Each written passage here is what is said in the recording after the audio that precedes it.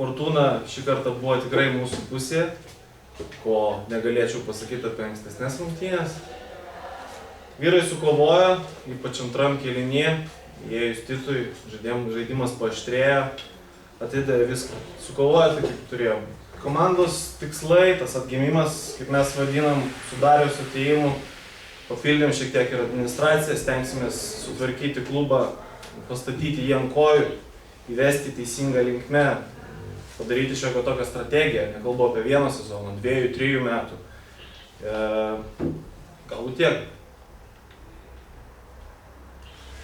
Ačiū, komandos treneris Darius Urbelionis. Pirmiausia, sveikinu su pirmąją pergalę namie iki lygiųjų arba taškų, kaip jūs sakėt, prieš debiutuodamas čia trūko Sofantų nedaug.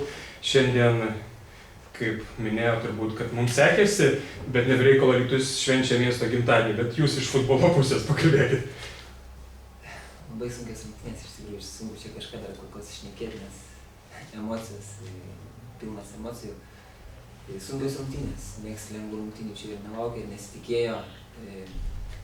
Aišku, mūsų lydėjo sėkmė, lydėjo kartais ir varžovų sėkmė, bet be sėkmės sporte pasiekti rezultatą neįmanoma. Kažkiek gal žaidėjai buvo primygę, gal trūko kažkokio užsivedimo, nežinau, kame čia reikalas, bandysim įsiaiškinti. Ačiū Titui Vitokinui, kuris ėjo antram kėlinyje, įnešė labai tikrai daug gyvumo. Mums pradėjo atsirasti epizodų daugiau priekyje.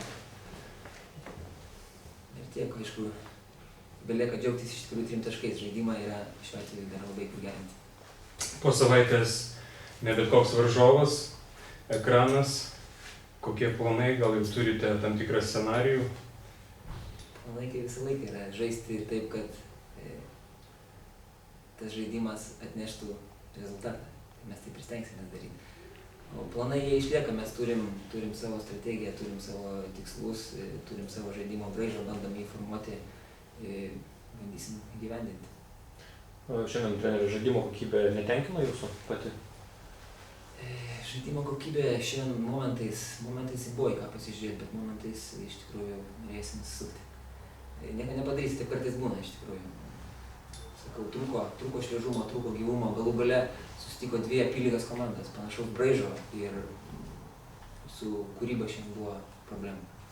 Gal realizacija irgi truputį, nes vien Juchno 3 nuostabius perdavimus atliko. Realizacija be abejo, sušlubavo realizacija irgi šiandien. Aišku, labai trūko puolime Luko Baranausko, kuris būtų nešę žymiai daugiau gyvumo ir tos kovos, tikros vyriškos ten kovos priekyje, kurios galbūt reikėjo, galbūt nesimatė, kad jos buvo. Kaip Jevgenijus Morozo dabartinė sportinė forma?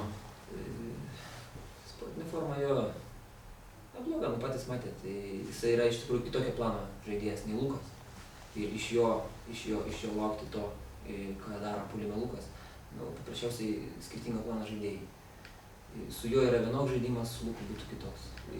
Jo žaidimas priekį pagal šiandienį jo kondiciją ir jo pasiruošimą šiandien, sakykit, tenkina tikrai. Jisai prisėmė kamuolių, atidavė perdavimą, bet kai visą laiką galima ir geriausia. Ar Luko sulauksime kitą sekmadienį? Labai tikimės. Dar norėčiau Tado paprašyti, minėjot apie struktūrą, ar ne, kas struktūroje dirba ir panašiai, bent jau pagrindinius žmonės. Iki šiol Andrius Šimšonas buvo direktorius, dabar? Andrius niekur nedingsta, jisai lieka komandai, jisai pasitraukė daugiau prie komandos kaip sporto direktorius, aš daugiau būsiu prie administracijos. Daugiau komandai kol kas, kaip žinot, dirba Eglė pas mus valdyboje, kol kas niekas nesikeičia, papildomų žmonių kaip ir daugiau nebus. Savo ruožtų norėjau labai padėkoti šiandieną gausiai susirinkusiam gerbėjam, tikrai komandai labai daug reiškia, to pačiu Dzūkų tanku, kad tikrai atėjo, komanda palaikė aistringai, garsiai, tas labai daug reiškia, labai ačiū tikrai. Ačiū.